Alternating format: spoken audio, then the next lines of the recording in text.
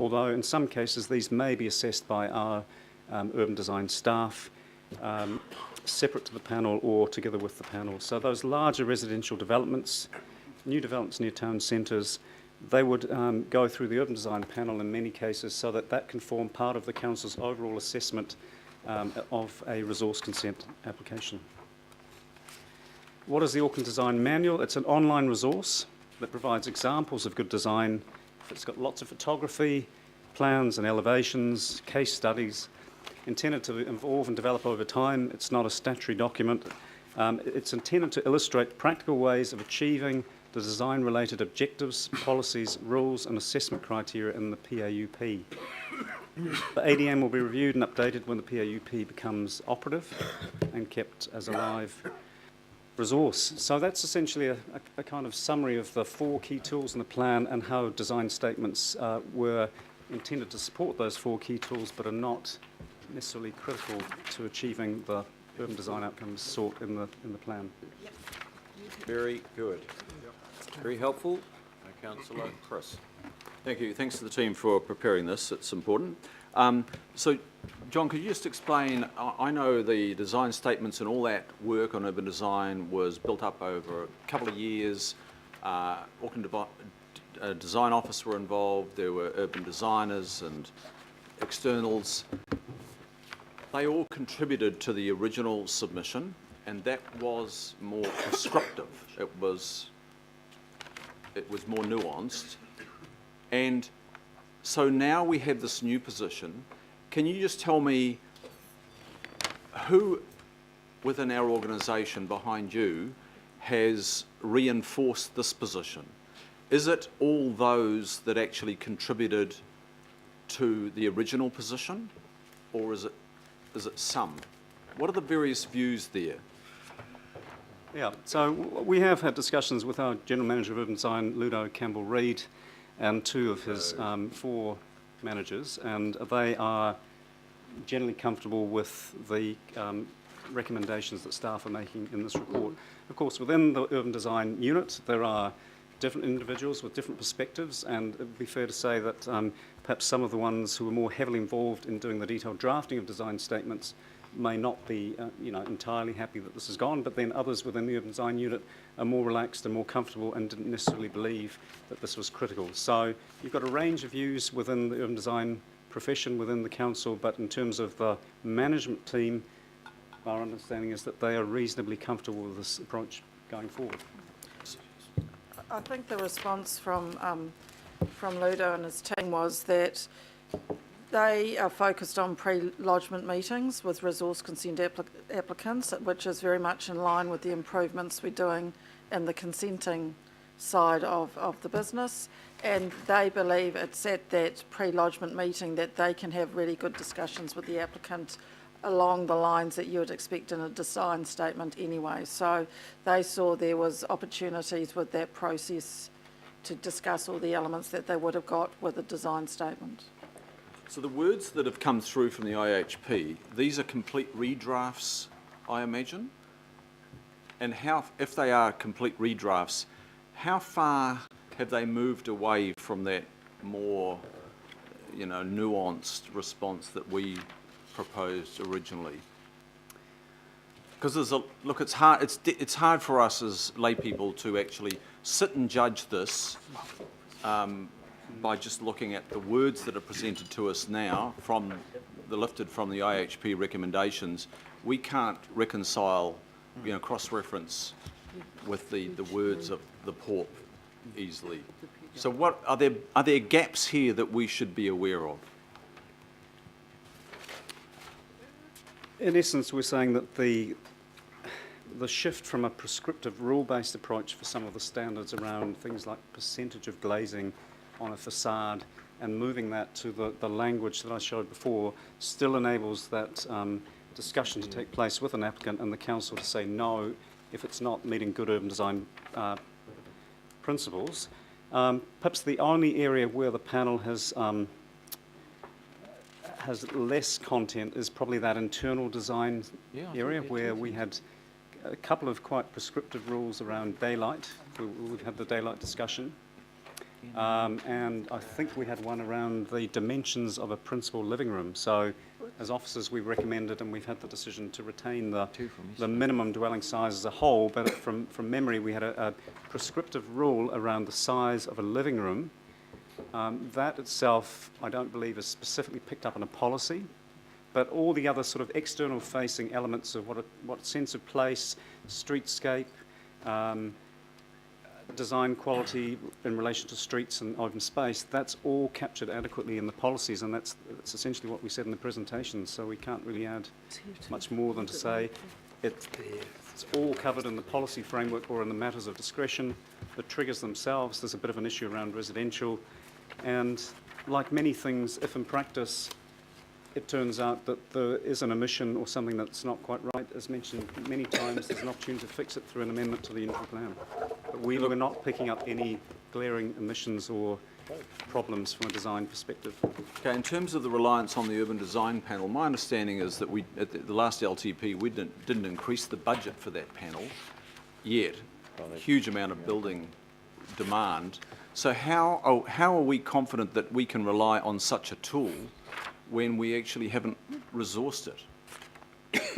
So if I can take you back a bit in time, because I was actually one of the officers responsible for the first urban design panel in Auckland, and the reality is that panel was set up at 15 years ago because there was a dearth of understanding about urban design, and it was decided that the best way of getting the development industry and our architects to follow good urban design was to set up a panel that was made up of their peers. So the urban design panel has always had both property council members as well as planners, urban designers and landscape architects on it, because then they would be the peer reviewers of developments that came through. Over the years, the threshold within which the applications went to the panel has risen as the expertise across those various professions has picked up. And I think the view of the urban design department is that more and more urban design should be something that officers within that department, but also in the resource consenting area, have a particular skill about. So what goes to the panel now are the very complex developments, but all the others should be going to staff because the behaviour of the industry is changing. So I can't talk about what you voted for or not because I wasn't there, but it's never intended that every building went to the urban design panel. No. It was always going to be, as our in-house expertise got better, as the industry improved, that less and less went to the panel and more was dealt with as business as usual. Okay, final question, Mr. Mayor, and it does refer to page 61, which is linked to this, and that was technical matters K in the commercial zones concerning the urban design matters, etc. So, what activity status do you see that applying to? Because the way that's worded suggests it no longer applies to any of the activity classes. Yet when I look at the panel's recommendation, they're specific in it only applying to the RD category. So can you just explain why the staff recommendation appears to be a general application and the IHP recommendation only has a restricted discretionary application, and that is on page 6, Roman numeral 9 of 54.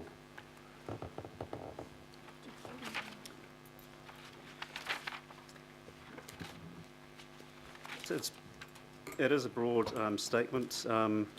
This sitting in the part of the report that was something that was to be accepted, so it would have been caught in that general catch-all, but with the redrafting of the way we're doing the decision-making, it's sort of put there quite clearly. I mean, it does have to be read in the context of that part of the report. In terms of restricted discretionary, it is mainly in that situation where the standards have been reduced. It's probably something that I'm just wondering if our business lead, Jeremy, might make a very brief comment.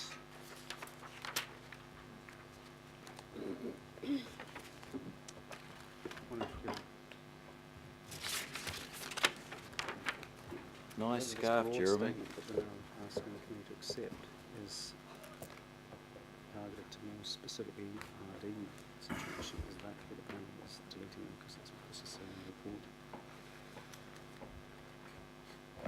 It's not a blanket it's for restricted discretionary activities. That's right.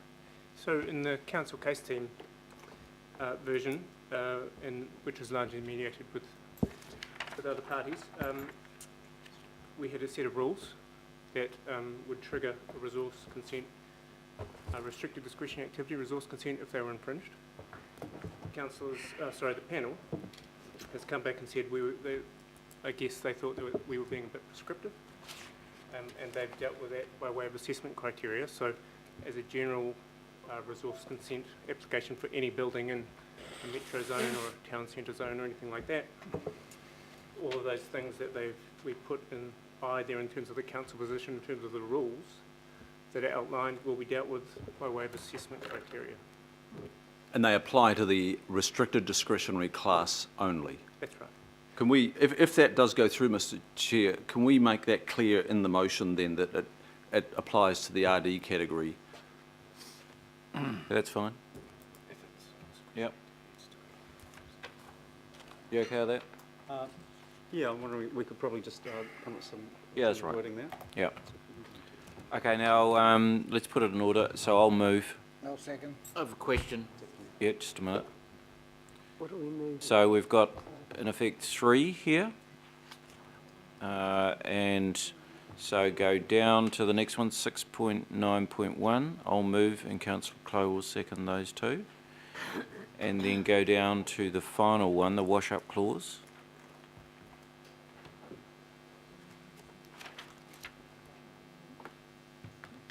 That's very good. You okay with that, Councillor Clay?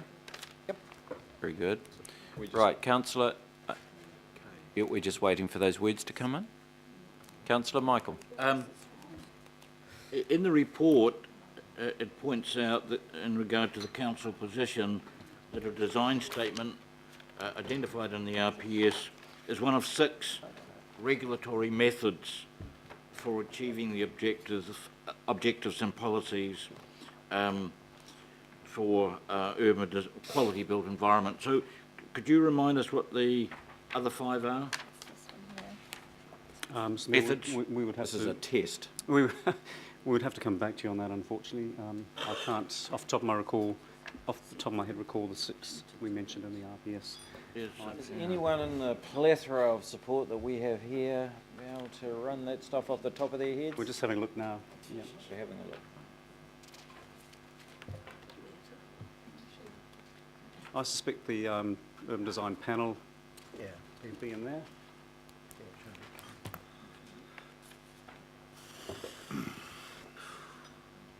Anyone else want to speak on this while we're just waiting for this answer? I'm happy to just speak briefly because I was Certainly, Councillor Ross. asked for the Yeah, you did. costing on this, and I do see it now, and I think it's been a very good explanation. I just Yeah, it do has. see that's another layer of cost. What I work out about $500 a house, or a unit. So if it's not necessary, it's another cost we can remove from building a house. Very good. How are we going, team? Councillor Mike, can we come back to you on that so that we can keep making progress? Yes, Mr. Mayor. I think it's important that we do. It is another instrument that we're throwing out. So Yeah. it may be that there are other things Diligence, yep, that are take up the slack. yep, that's right, and I suspect that you're right. There may not be. Told. Yeah. We've just been told there is. But perhaps if we can just move on to this one and then have that information relayed once they've got to the bottom of it. Look, we've got these 3 recommendations here. I suspect that the officers have provided us with enough information. So, Mr. So- Chairman, surely what's in here gives us the information of where else it gets picked up. So Yeah, that's why do right. we need the staff to go and do more work? Yeah, just hang on. Sounds This- very familiar. we can maintain our good humour in the request that's been given, and the staff are sitting back there just awaiting the opportunity to provide us with information. So leave them do that, and we will just get on with this. So I'll move those Oh, recommendations. sorry, Cheers. K is not adjusted. I said K, the panel said it applies to RD category only. It doesn't read that way. Hang on. Is it in the wrong place? Right. Well, we're talking about, so D needs to sit with C somehow. Is D, So it does. It does. You need to read C and D together. Design.